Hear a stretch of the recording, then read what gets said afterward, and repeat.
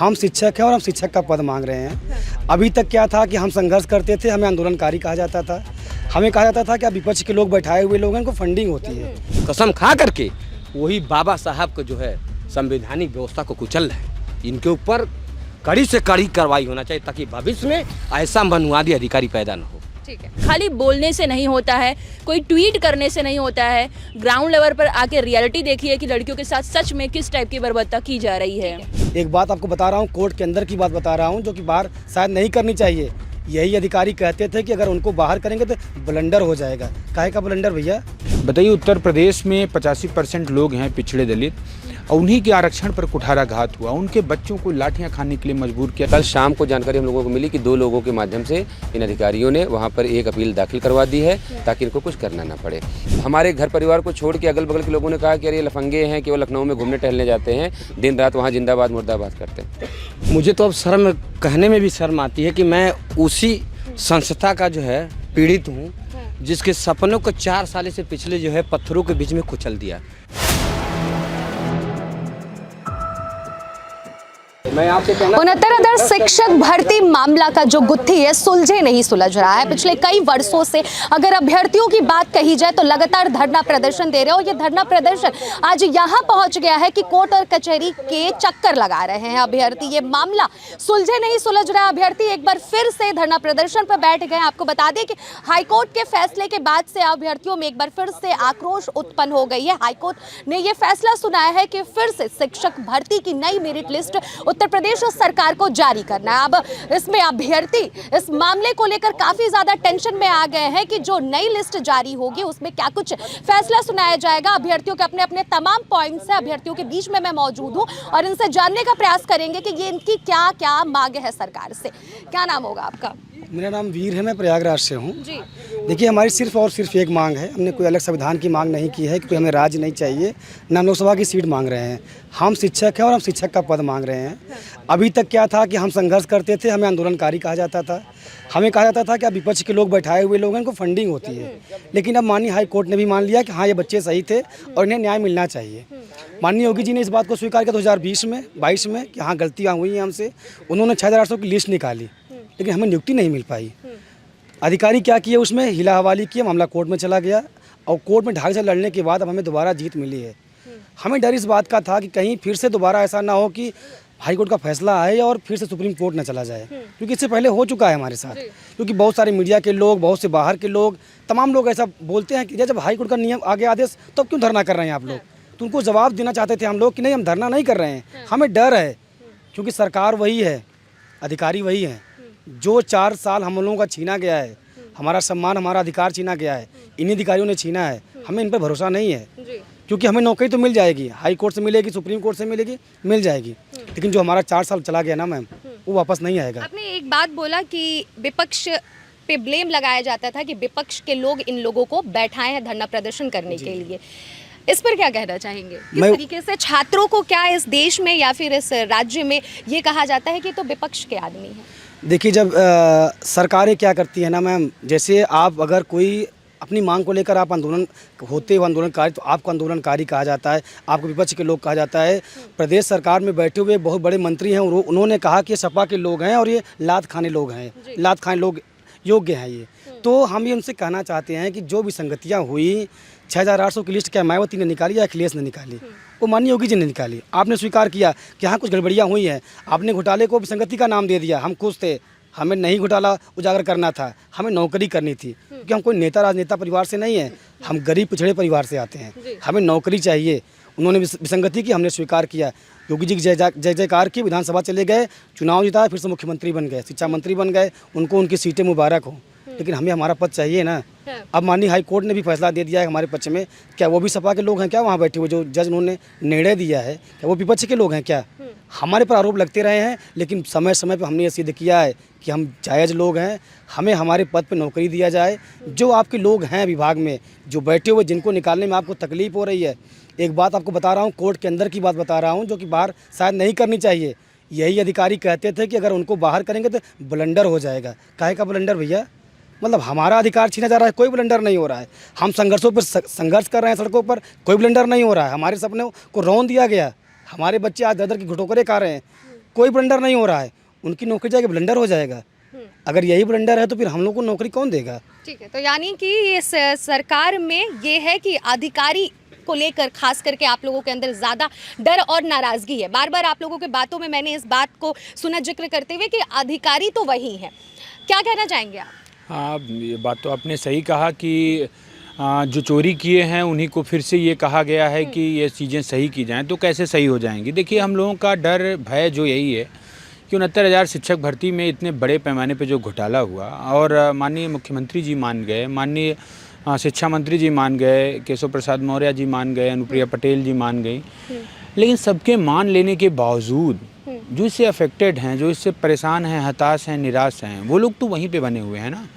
हम लोग तब भी धरना कर रहे थे, आज भी धरना कर रहे हैं। और ये जो आशंका आप कह रही हैं कि वही अधिकारी हैं, तो हम लोग सहज से इसको स्वीकार करते हैं और यही डर है हम लोगों के मन में कि वही अधिकारी फिर गोलमोल करेंगे और फिर से एक थोड़ी मोड़ी कुछ लोगों की लिस्ट निकाल देंगे और फिर से हम लोग सड़कों पे सफ़र करने के लिए मजबूर होंगे। ये देखिए, ये एक तरीके से दोहरा चरित्र है, दोयम दर्जे की बात की जा रही है कि जो लोग संघर्ष कर रहे हैं उनकी कोई बात ही नहीं हो रही है। जो लोग अभी भी नौकरियों में हैं, हमारे हक अधिकार, हमारे मान सम्मान, हम लोगों को पुलिस की लाठियां खिलवाए, सभी लोग वो लोग वही नौकरी कर रहे हैं और हमारे लिए फिर से कोई नया कानून बना रहे हैं। सर्वप्रथम माननीय मुख्यमंत्री जी को ये करना चाहिए था कि जब हाईकोर्ट ने मान लिया कि चीज़ें गलत हुई हैं, लिस्ट गलत बनाई गई, रिजर्वेशन की जो रूल है रिजर्वेशन का वो नहीं फॉलो किया गया है, तो ये पहले देखना चाहिए था ना कि कौन अधिकारी थे, कौन उसमें तत्कालीन मंत्री थे उस समय, किसने ये गड़बड़ झाला किया, उसको सज़ा देना चाहिए था। आज माननीय मुख्यमंत्री जी फेमस हैं कि जो गलत करता है, जो अत्याचार करता है, उसके ऊपर बुलडोज का घर किया जाता है। बताइए, उत्तर प्रदेश में 85% लोग हैं पिछड़े दलित और उन्हीं के आरक्षण पर कुठाराघात हुआ, उनके बच्चों को लाठियां खाने के लिए मजबूर किया, इको गार्डन के इस अघोषित जेल में रहने के लिए मजबूर किया, पुलिस की लाठियां खाई, जेल गए और हम लोगों को न्याय देने का कोई बात ही नहीं हो रहा है। और हम लोगों को लगातार ये कहा जा रहा है कि ये विपक्ष के लोग हैं, ये फलाने के लोग हैं, ये हैं। भाई, मुख्यमंत्री जी को करना चाहिए था ना कि जो गलत थे, जो शिक्षा मंत्री, जो अधिकारी, उन सबको जेल भेजना चाहिए था और नए अधिकारियों को बैठा करके फिर से न्याय देने की बात। अभी आप सुन रही होंगी कि 4 साल से अभ्यर्थी जो नौकरी कर रहे हैं उनको निकाला जाएगा, ये है वो है, उनका बड़ा दुख दर्द बताया जाता है। सोचिए, उनका दुख दर्द बड़ा है कि हम 4 साल संघर्ष कर रहे हैं, वो तो मोस्टली 4 साल 5 साल में कम से कम 25 से 30 लाख हमारे हिस्से का वेतन खाए हैं, बड़ी बड़ी गाड़ियां बना लिए, प्रॉपर्टी बना लिए, अपना घर परिवार का अच्छा जीवन जिए। हम लोग क्या हुआ? हम लोग तो इस अंधकार में जीवन में जी रहे हैं।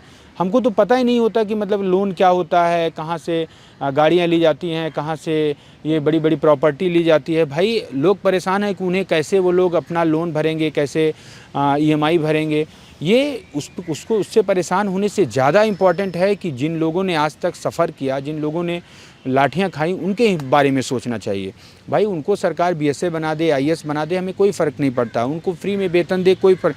लेकिन अगर कोर्ट ने कह दिया है, योगी आदित्यनाथ जी ने मान लिया है, तो हमको तो हमारी जगहों पे शिफ्ट कर देना चाहिए था, हमको नियुक्ति दे देना चाहिए था। ठीक है, कब तक ये धरना प्रदर्शन चलता रहेगा अगर योगी आदित्यनाथ या फिर उत्तर प्रदेश सरकार आप लोग के हित में ये फैसला नहीं सुनाती है तो? देखिए, माननीय न्यायालय का जो फैसला आया तो पहले दिन से हम लोग यही कह रहे थे कि अगर इसमें देरी होगी तो वो बेईमान अधिकारी जिन्होंने घोटाले को अंजाम दिया, वो अपने किसी आदमी से सुप्रीम कोर्ट में एक अपील दाखिल करवा देंगे ताकि उनको कुछ करने की ज़रूरत ना पड़े। वही हुआ। कल शाम को जानकारी हम लोगों को मिली कि 2 लोगों के माध्यम से इन अधिकारियों ने वहाँ पर एक अपील दाखिल करवा दी है ताकि इनको कुछ करना ना पड़े। तो हम लोग, देखिए, धरना प्रदर्शन सिर्फ इसी बात को लेकर शुरू हुआ था कि देखिए, जब हमारी सरकार ने निर्णय ले लिया कि हम इस फैसले के खिलाफ नहीं जाएंगे और अभ्यर्थियों को उनका हक देंगे, उसके बाद भी आप सोचिए 13 तारीख को जजमेंट आया, 19 तारीख को अपलोड हो गया, उसके बाद भी आज हम लोग 25 तारीख में बातचीत कर रहे हैं। जो काम 6 घंटे में किया जा सकता है उसको 6 दिन जानबूझ के क्यों लटकाया गया? इसलिए लटकाया गया ताकि मामला सर्वोच्च न्यायालय में पहुंच जाए। तो जो अधिकारी चाहते थे, जो हमारी डर थी, जो हमारी चिंता थी, वो सामने आ गया। अब ये बात बिल्कुल साफ है कि उत्तर प्रदेश की सरकार जो कहती है कि अभी आप देखिए गोमती नगर की घटना हुई, 15 लोगों को देश के सामने रख दिया गया कि ये वो गुनाहगार हैं। हमारे 6 वर्षों का गुनाहगार कौन है? हमारी किस्मत को, हमारे भविष्य को, हमारे आने वाले भविष्य को सब सड़कों पर घसीटा गया, मारा पीटा गया, जेल भेजा गया हम लोगों को। कितने सामाजिक ताने हम लोगों ने सुने। हमारे घर परिवार को छोड़ के अगल बगल के लोगों ने कहा कि अरे ये लफंगे हैं, केवल लखनऊ में घूमने टहलने जाते हैं, दिन रात वहाँ जिंदाबाद मुर्दाबाद करते हैं। आज जो बात हम 4 साल से कह रहे थे, उसी बात को तो माननीय न्यायालय ने माना कि नहीं, ये बच्चे सही कह रहे हैं, आरक्षण में गड़बड़ी हुई है। तो अब सरकार को ये तय करना चाहिए कि सिर्फ कथनी से और करनी में भेद नहीं होना चाहिए। अगर आप कह रहे हैं कि नहीं, हम इन बच्चों के साथ खड़े हैं, केशव प्रसाद मौर्य जी ने कहा कि हम इस निर्णय का स्वागत करते हैं, सामाजिक न्याय की जीत है और ये उन युवाओं की जीत है जिन्होंने लंबा संघर्ष किया। एक ट्विटर पे 2 लाइन लिख देने से आपका काम हो गया? यही समाज के लिए आप खड़े हैं? क्या हम लोगों को बुलाया नहीं जा सकता था? क्या हमसे पूछा नहीं जा सकता था? क्या उन अधिकारियों के बारे में सरकार को पता नहीं है? क्या वो बुलडोजर में तेल खत्म हो गया? गोमती नगर के दोषियों को तो देश के सामने रख दिया गया। 69,000 शिक्षक भर्ती में एक महिला की लज्जा भंग की गई, 15 लोगों को सजा दी गई, बहुत अच्छी बात है। लेकिन ये महिलाएं जिनके कपड़े फाड़े गए, उनके जो दोषी हैं उनका सजा कौन देगा? उनके जो दोषी हैं उनको देश के सामने कौन रखेगा? योगी जी को ये अपना दोहरा चरित्र बंद करना पड़ेगा और उनको समझना पड़ेगा कि आप सिर्फ एक वर्ग विशेष के मुख्यमंत्री नहीं हैं। क्योंकि आदित्यनाथ तो कहते हैं कि हम अभ्यर्थियों के साथ हैं और वो ये भी कह रहे हैं कि ये जो फैसला आया है उसमें किसी के साथ भी गलत नहीं होगा, जो भी होगा फैसला सही होगा, किसी के साथ अहित नहीं होगा। मैं आपको 2 साल पीछे ले जाना चाहता हूँ। 5 जनवरी 2022 को यही मुख्यमंत्री हैं, 23 दिसंबर को हम लोगों की मुलाकात होती है और इन्होंने कहा कि हम किसी के साथ अन्याय नहीं करेंगे। हम लोग बहुत खुश थे। इसी इको गार्डन में हम लोगों ने एक दूसरे को फूल की माला पहनाई, योगी जी की जिंदाबाद के नारे लगाए। ये हुआ कि अब तो जब हमारे सूबे के मुखिया ने कह दिया तो हमारा हक कौन छीन लेगा। 5 जनवरी 2022 को 6,800 लोगों की लिस्ट भी निकाल दी गई जिसमें हम लोगों का नाम था। इतने खुश थे हम लोग कि पूछिए मत। ऐसा लग रहा था कि जैसे बहुत लंबे संघर्ष के बाद, बहुत नीचे तक खुदाई करने के बाद पानी निकला हो और हम लोग बहुत दिन के प्यासे हों। इतने खुश थे हम लोग। हुआ क्या, नतीजा क्या हुआ? इन्हीं अधिकारियों ने उस लिस्ट को न्यायालय में चैलेंज करवाया, उसको न्यायालय से रद्द करवा दिया। उसके बाद एक लंबे संघर्ष के लिए हमको सड़कों पर छोड़ दिया। उत्तर प्रदेश में भ्रष्ट अधिकारी हैं, साफ साफ शब्दों में कहा गया। ये तो मैं नहीं कह रहा हूँ, अब हाईकोर्ट ने कह दिया। लेकिन आप अभी जिस तरीके से बात कह रहे हैं कि इन्हीं अधिकारियों ने लिस्ट को तमाम चीज़ें बता रहे हैं कि आखिर अधिकारी भी वही हैं, तो एक तरह से देखा जाए तो उत्तर प्रदेश की जो शासन और प्रशासन है चरमराई हुई नजर आ रही है। मैं आपको बताऊं, दुनिया में ये पहला घोटाला होगा। हरियाणा में घोटाला हुआ, मुख्यमंत्री को जेल जाना पड़ा शिक्षक भर्ती मात्र 3,000 पदों के लिए। यहाँ तो 6,800 पद सरकार ने खुद माने घोटाला। लेकिन पूरे देश दुनिया में किसी को नहीं पता कि ये घोटाला किया किसने है। आप सोच के देखिए कि कौन सा ऐसा अधिकारी होगा, कितना पावरफुल होगा, जिसका नाम लेने से मुख्यमंत्री डर रहे हैं, सूबे के मुखिया डर रहे हैं, जिनके बारे में कहा जाता है कि अरे योगी जी हैं, बुलडोजर चलवा देंगे। चलवाइए ना बुलडोजर। शासन और प्रशासन की जो व्यवस्था है केवल ढोल और पोल की बात है, ढोल में पोल है। आप इस बात को मान लीजिए कि उत्तर प्रदेश में ऐसे भी अधिकारी हैं जो मुख्यमंत्री से भी ऊपर हैं, खुलेआम डंके की चोट पे घोटाला करते हैं, अभ्यर्थियों को आवाज़ उठाने पर जेल भिजवाते हैं और आराम से नौकरी भी कर रहे हैं। तो योगी जी को ये बात तय करनी पड़ेगी और ख़ास करके 2027 को चुनाव को ध्यान में रखते हुए करनी पड़ेगी। या तो उन्हें ये मान लेना पड़ेगा कि वो सिर्फ एक वर्ग विशेष के नेता हैं, और अगर हम लोगों के भी नेता हैं, हम लोगों के भी मुख्यमंत्री हैं, तो जैसे उन्होंने चिंता जताई ना कि हम किसी को बाहर नहीं करेंगे, वो हमारे बच्चे हैं, कहाँ जाएंगे, तो हम लोग भी उनके ही बच्चे हैं। उनके लिए कहा जा रहा है कि वो इतने 4 साल से पढ़ा रहे हैं। अरे भाई 4 साल से पढ़ा रहे हैं तो 4 साल नदी में तैर के नहीं जाते हैं पढ़ाने। वो लंबी लंबी गाड़ियाँ खरीद ली हैं उन्होंने, हर महीने 66,000 67,000 उनका वेतन है। और हमारा सोचिए, हमारी सीटों पे बैठ के वो नौकरी खा रहे हैं, मलाई खा रहे हैं, लंबी लंबी गाड़ियों में टहल रहे हैं, और चिंता उनको लेके आपको ज़्यादा है।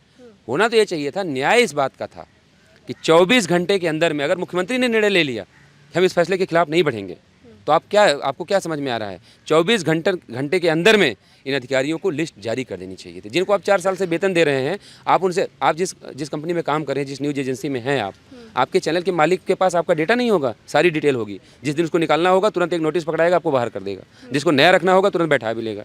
तो 24 घंटे भी नहीं लगने चाहिए, लेकिन जानबूझ के आज 13 दिन हो गए। 13 दिन जानबूझ के इसलिए काटे जा रहे हैं ताकि इस मामले में डिले किया जाए, और वो जो अधिकारी चाहते थे वही हो गया। मामला सुप्रीम कोर्ट चला गया। अब इनके पास बहाना हो जाएगा कि माननीय न्यायालय में मामला लंबित है, और जब तक न्यायालय का फैसला नहीं आ जाता तब तक हम कुछ नहीं कर सकते। ठीक है।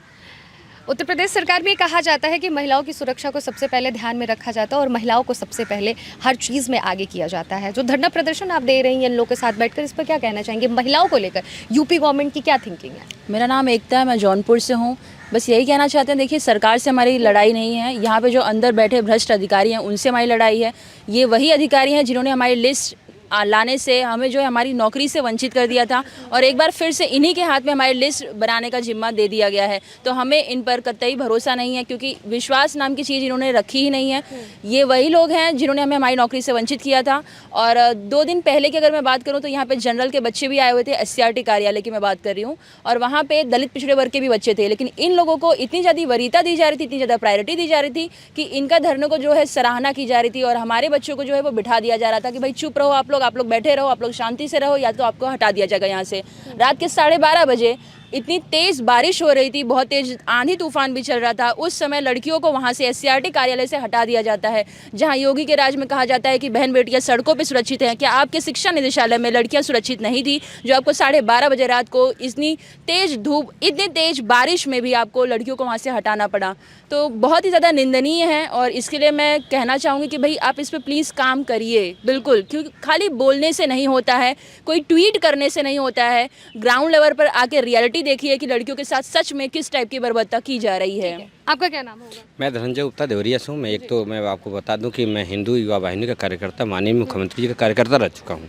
अच्छा। मुझे तो अब शर्म कहने में भी शर्म आती है कि मैं उसी संस्था का जो है पीड़ित हूँ जिसके सपनों को 4 साल से पिछले जो है पत्थरों के बीच में कुचल दिया, जहाँ हमको विद्यालय में होना चाहिए था। लेकिन हमारे जगह पर विभाग में बैठे हुए भ्रष्ट अधिकारियों की गलती से, सिर्फ हमारी गलती को जैसे हम लोग दर दर भटक रहे हैं, 4 साल से लाठी खा रहे हैं, जूते खा रहे हैं, डंडे खा रहे हैं, उसके साथ साथ हम लोग जो है अपने समाज से चारों तरफ से अपमानित हो रहे हैं।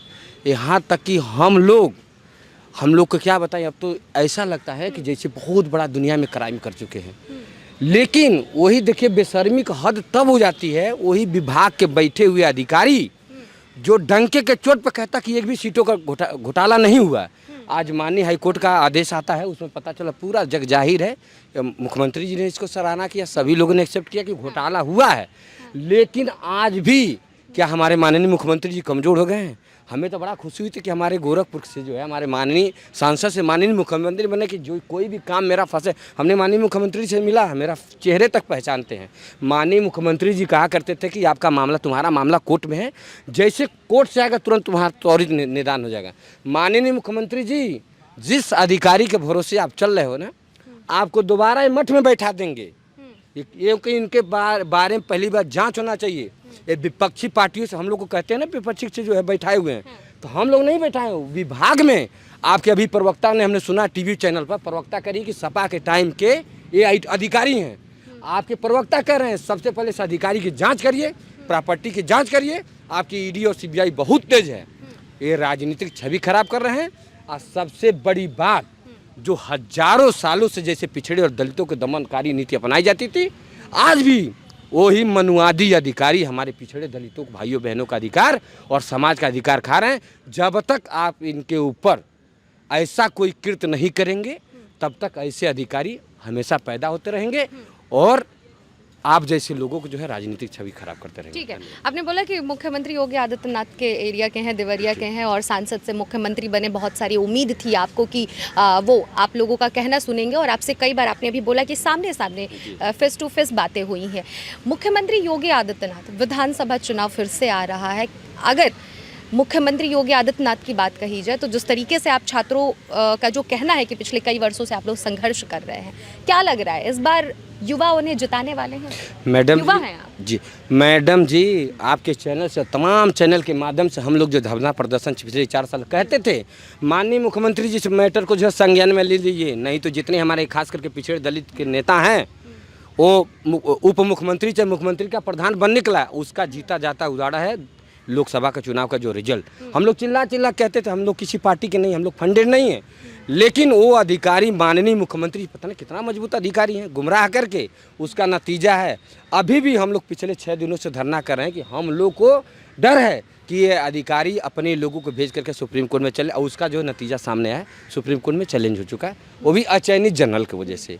तो माननीय मुख्यमंत्री जी, अभी भी अगर जो आप चाहे मुखिया, तुरंत इस मैटर को संज्ञान में लीजिए, अन्यथा की स्थिति में ये आपकी राजनीतिक छवि, और सबसे बड़ी बात, हमारे जैसे हजारों लाखों करोड़ों युवा के मन में अब संदेह होने लगा कि हम सिर्फ वोट के लिए हिंदू हैं हकीकत यही है कि हम आज भी वही पिछड़े दलित हैं जो हजारों सैकड़ों हजारों सालों से हमारे सपने हमारे चाहते भविष्य- क्या है आप लोग, चाहते क्या है? हमें क्या, हमें जो हम विद्यालय में पहुँचाएं और जो भी अधिकारी जो इस कृत्य को उसको जो है जो भी है उचित कानूनी कार्रवाई बिल्कुल जांच होनी चाहिए।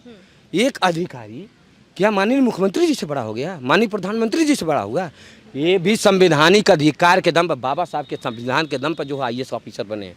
अगर जो आज उनके साथ में इंटरव्यू में जो अगर घपला हुआ होता तो किसी मेकिंग डिसीजन नहीं होते, लेकिन वही अधिकारी कुर्सी पर बैठ करके बाबा साहब के संविधान कसम खा करके वही बाबा साहब को जो है संवैधानिक व्यवस्था को कुचल रहे हैं।